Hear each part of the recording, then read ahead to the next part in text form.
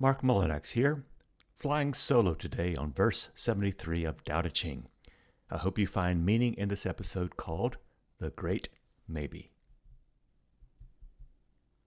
Verse 73 leads us through some of the great mysteries that every faith grapples with, like what roles do coincidences play vis-a-vis our destinies? Are there coincidences, or is everything predestined? Then, when what happens is considered very bad or very bad luck, or very, very good fortune for that matter, is there some agency like God or some prophecy or even some spiritual agent that intends that luck that we might receive as good or bad? So we are in the realm of fortune and luck, chance, accident, coincidence, destiny, predestination, and even doom. This realm is usually where we find some gleam of meaning or spiritual explanation to explain the unexplainable. It's where religions around the world usually get made, which is my very next podcast series. See show notes for details. But we all have to make sense of this world, especially when the universe throws mysteries upon mysteries our way, and we have little to nothing that feels solid or certain. Verse 73 asks us to reconsider how we understand fate. Do we steer our own course, or does life unfold in ways beyond our control? I once heard that fate is the cards we are dealt, and free will is how we play those cards. Okay, I got that. However, the worldview of Tao Te Ching shows us perspectives before we develop some limited cultural or spiritual idea of fate and free will.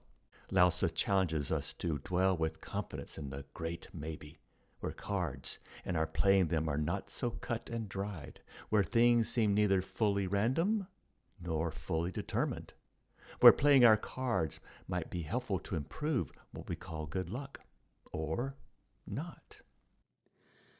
When you listen to the ground and you put your roots down, you can hear what she says if you're listening.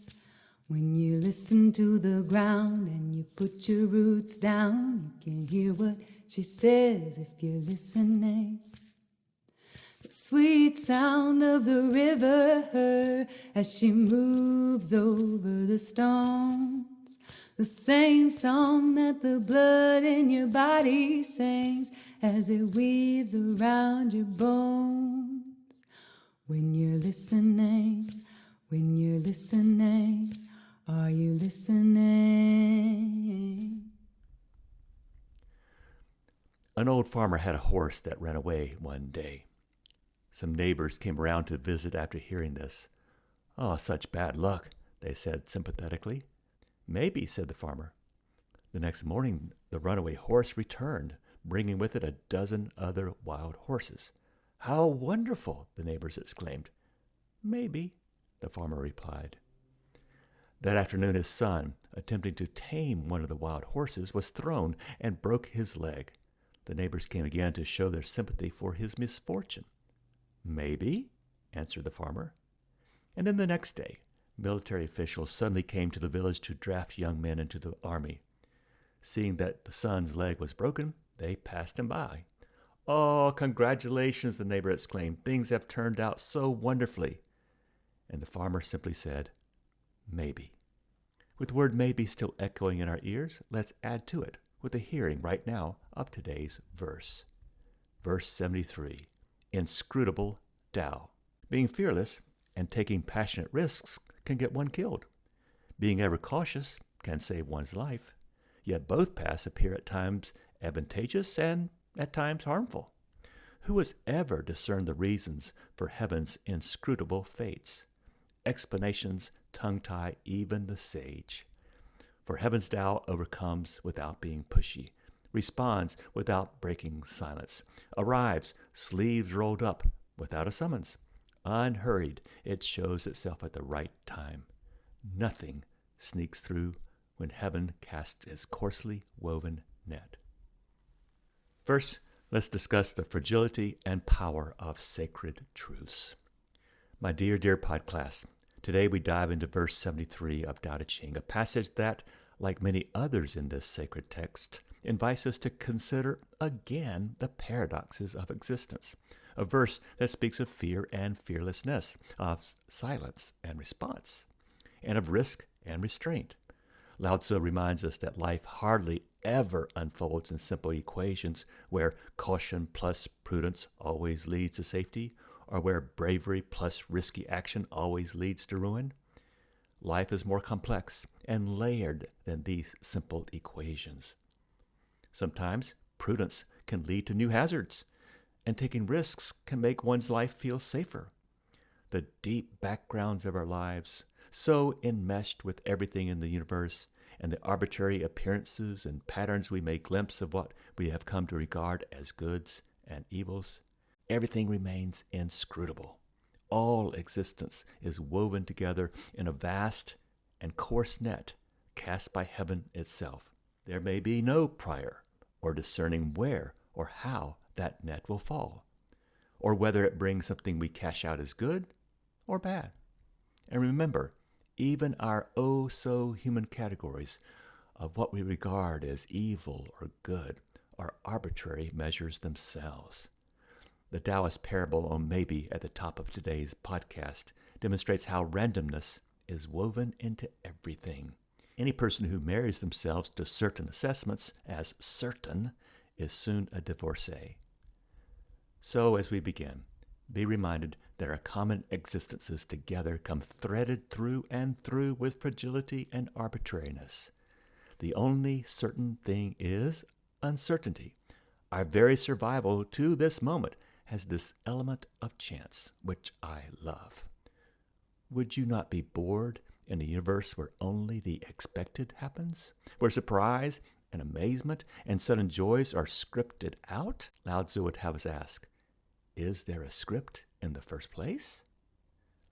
However, and this is a big however, in our contemplations and investigations in our class, we are not just mouthing words here. We engage with truths, original instructions baked into us and the universe in which we live. Truths that have been passed down generation after generation, surviving wars, upheavals, censorship, and decay. These truths have arrived like messages in a fragile bottle, crisscrossing often capricious oceans of time and culture. And they arrive on our shores as almost alien things, but still speaking, still relevant. And now, these truths from afar and from another time and place are our prescriptions for healing, balms for strengthening, memories to calm us, as we look for the net of heaven to reveal itself, little by little. These truths are bound up within us in our totally intermeshed environments, and thus they are bound up with our freedom. There's a bond between our ancient truths from afar and how we live in our zip codes today that is a primeval and essential thread, binding us one to the other in a single net. And that's the way it is, which is the name of this timely poem from William Stafford, called The Way It Is. There's a thread you follow. It goes among things that change, but it doesn't change. People wonder about what you are pursuing. You have to explain about the thread, but it's hard for others to see. While you hold it, you can't get lost. Tragedies happen. People get hurt or die, and you suffer and get old. Nothing you can do can stop time's unfolding. You don't ever let go of the thread. The wisdom of Tao Te Ching is that thread. Don't let go. Tao is the needle, and its thread constructs, secures, and even colors this interwebbed experience we call life. We don't always see the needle, but the threads we can learn to discern. Tao surprises us with survival in difficult times and threats on a clear sky day. Tao presents us with surprises, risks, the full yang and yin experiences of life, and teaches us to say, maybe. Tao's maybe calms the disturbed within and perturbed without. Tao reminds us that revolutionary and liberative power does not end with us nor in our time. While other exploits fade, fail, or falter, Tao abides. Tao still speaks. Still, 73 is a tough verse to understand, especially if we view it as a stand-alone unit. So let's don't. Back in verse 5, Lao Tzu introduced us to this reiterated theme. Heaven and earth cultivate no preference for outcomes. They regard creations as straw dogs. In contrast to most Western worldviews, heaven and earth do not take sides in the Taoist worldview. We are left with maybe. And here's this famous thought by Rainier Maria Roca. In his letters to a young poet, he speaks to this theme of the great maybe. You are so young, and I would like to beg you, dear sir, as well as I can, to have patience with everything unresolved in your heart, and to try to love the questions themselves as if they were locked rooms or books written in a very foreign language. Don't search for the answers, which could not be given to you now, because you would not be able to live them. And the point is to live everything. Live the questions now. Perhaps then, some day far in the future, you will gradually, without even noticing it, live your way into the answer. So here's a radical thought. Instead of hoping that heaven will take our side in the unfolding of the universe, like both sides do in every single war, who below heaven will take Tao's view? Let's remember verse 29's cautions here. Because Tao shapes nature, all things under heaven run by a sublime spiritual rhythm. Can you improve it? It is doubtful. Meddling only blocks Tao's flow. Control is another name for lose. All things have their right time, right place rhythms. Being ahead and being behind, being in motion and staying still, waxing and waning, success and even failure. Sages live simply, without overthinking. Choosing to be on the side of Tao is a radical but sage choice. Tao's way is unexpected, yes, and it can be so lonely, because Tao is out of sync with pop culture, common expectation, and leads not with trumpets and fanfare, but with self-effacing humility. Only those choosing to take or even experiment with Tao's view become Tao's partner in the great maybe. Consistently, by taking the side of the soft and the weak, by refusing competition and ego advancement, and knowing when to show up and when to disappear, we are close to the way Tao walks and the way Tao dances its cosmic moves. We'll continue after the break.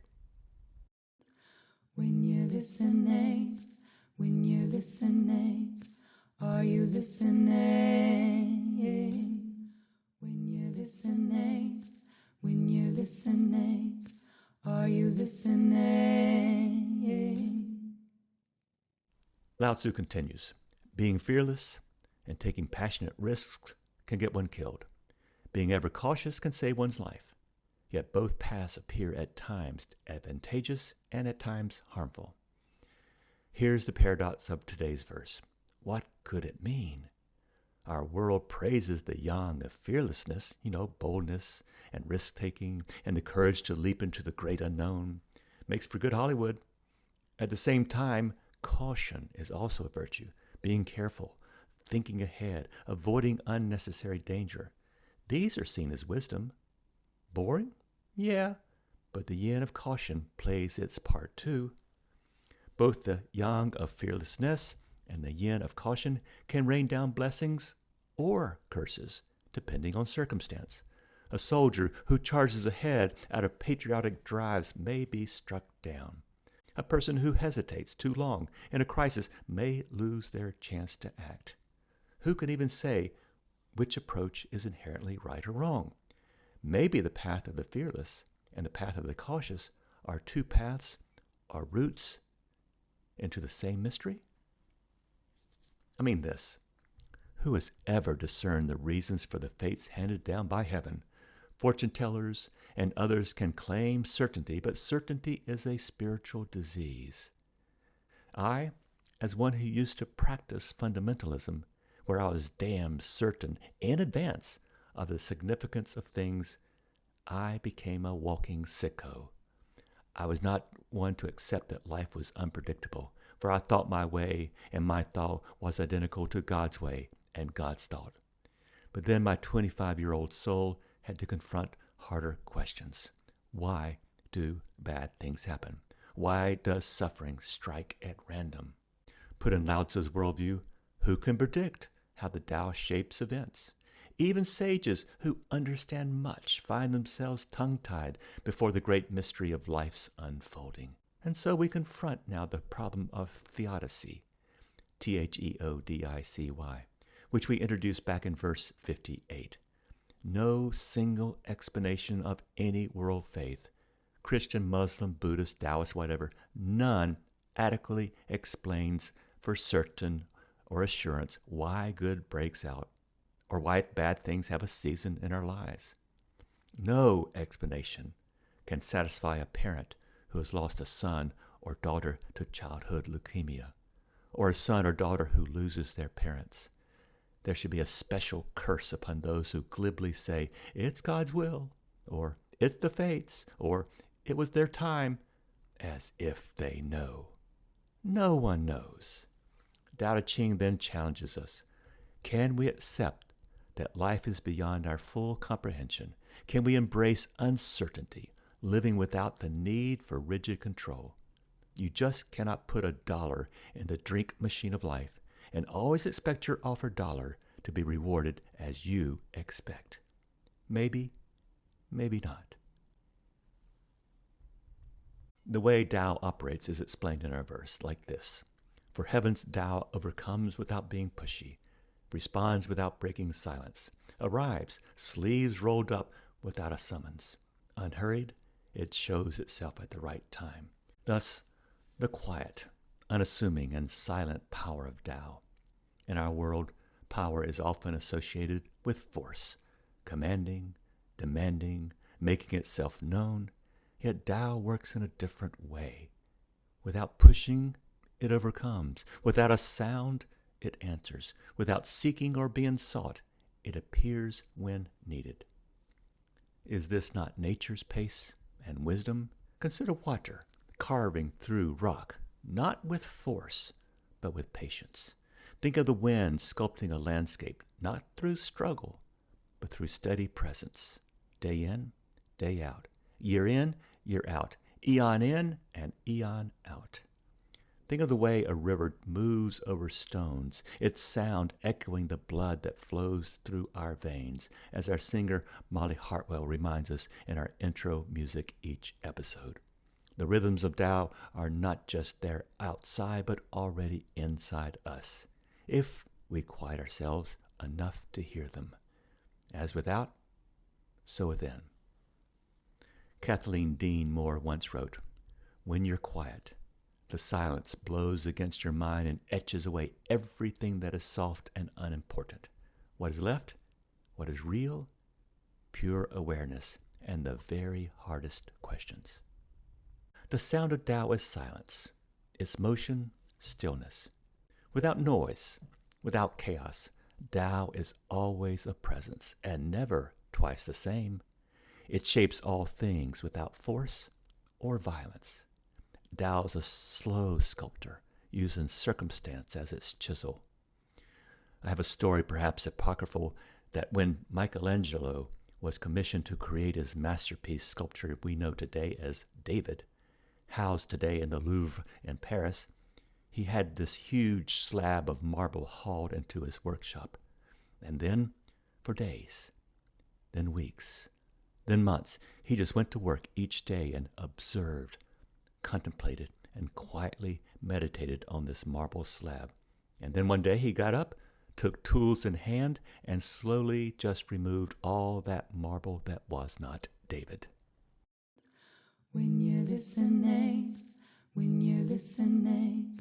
are you listening? When you're listening, are you listening? Verse 73 ends with an enigmatic image. Nothing sneaks through when heaven casts its coarsely woven net.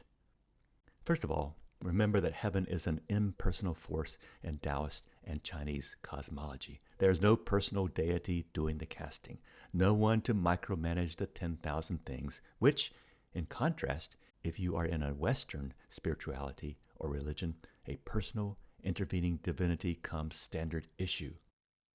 Next, at first glance, this line might seem contradictory. A coarsely woven net should let things slip through, shouldn't it? And yet, nothing escapes. This suggests to me a deeper truth about the workings of Tao. What has come to be, has come to be, but it's not predestined. What gets caught in the net remains. What is not passes through. It's a mystery as to which is which. But there's no one in charge of micromanagement, no one obsessing over control. In our life, the great maybe hovers over us. It seems that our task is to work with that porous net above and not against it. I speak not of fatalism, that pessimistic sigh of an indifferent resignation. It's about trust. When we align ourselves with Tao, we cease our struggling against the currents of existence.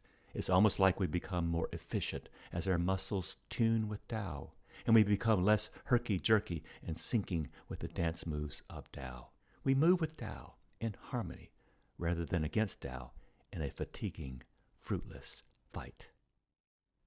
Marcus Aurelius, that Stoic in his work Meditations, reminds us of this interconnectedness.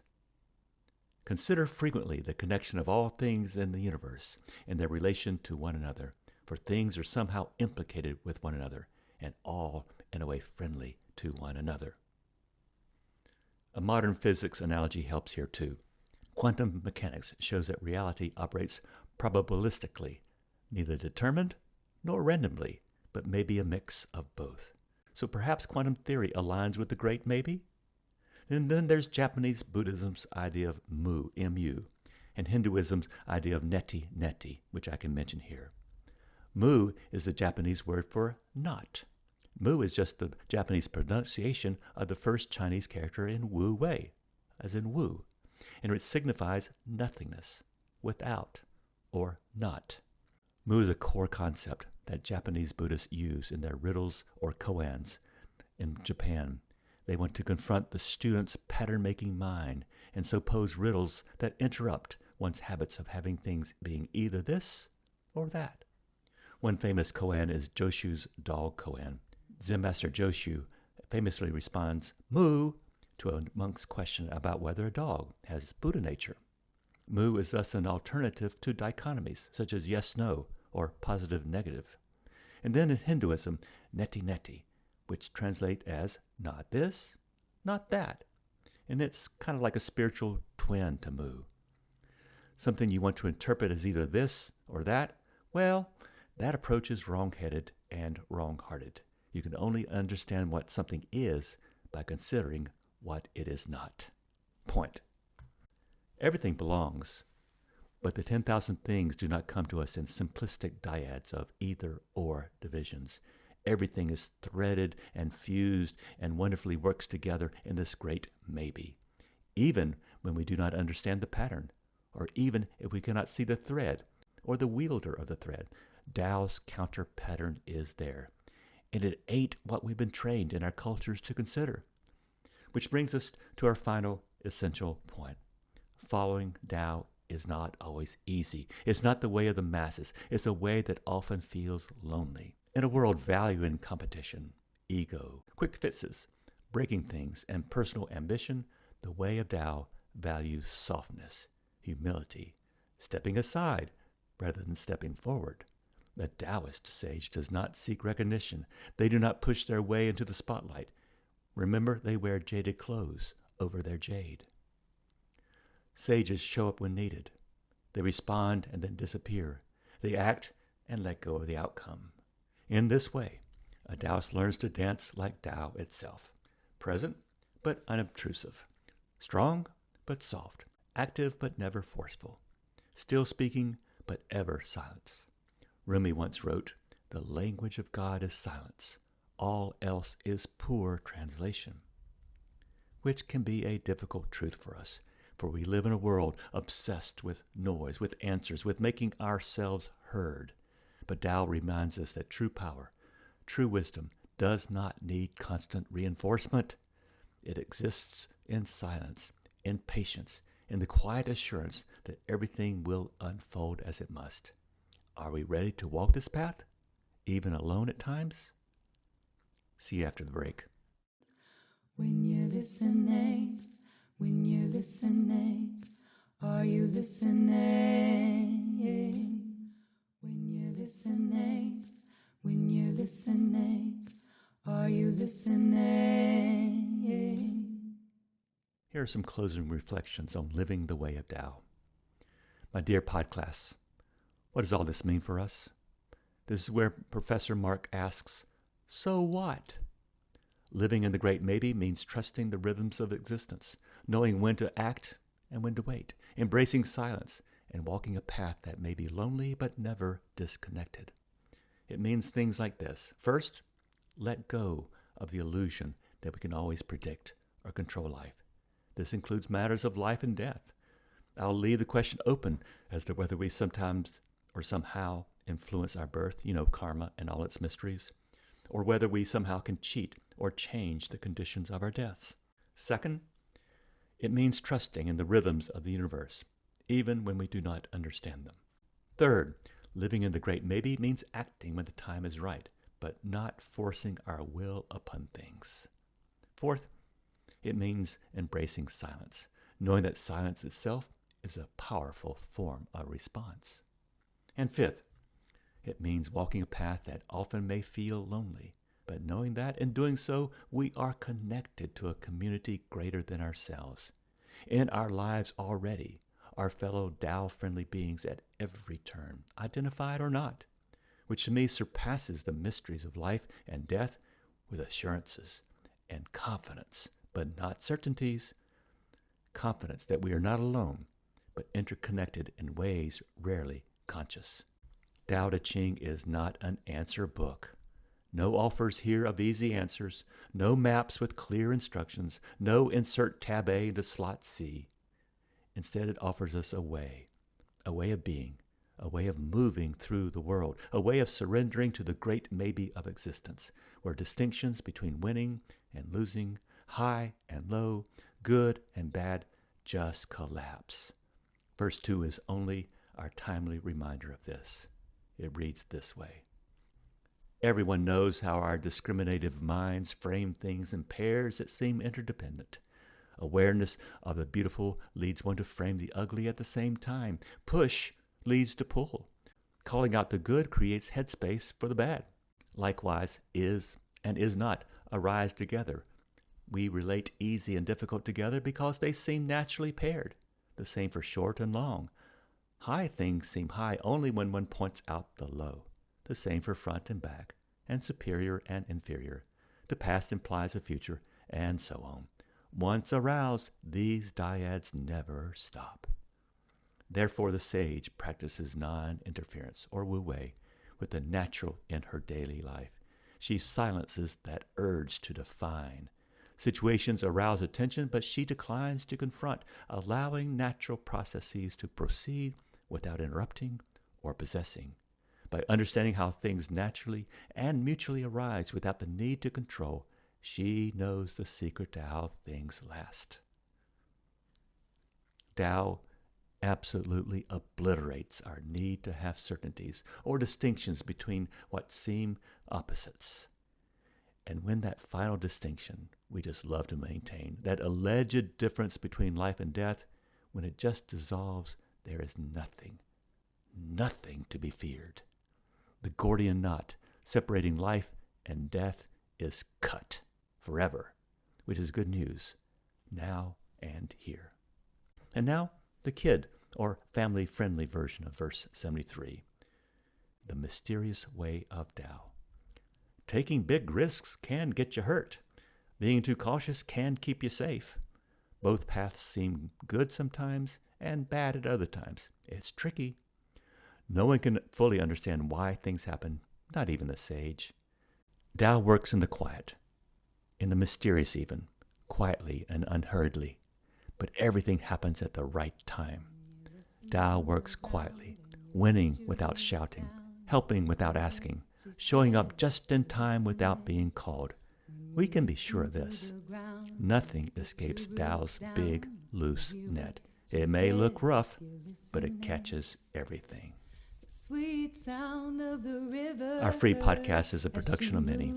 We shout out Audrey Davis for her artwork and Molly Hartwell for her free use of her song and voice. Fortress Press holds the copyright for quotations from my Tao Te Ching translation that I use here. May your days begin in the peace of heaven's net and become the wombs to birth compassion for ourselves.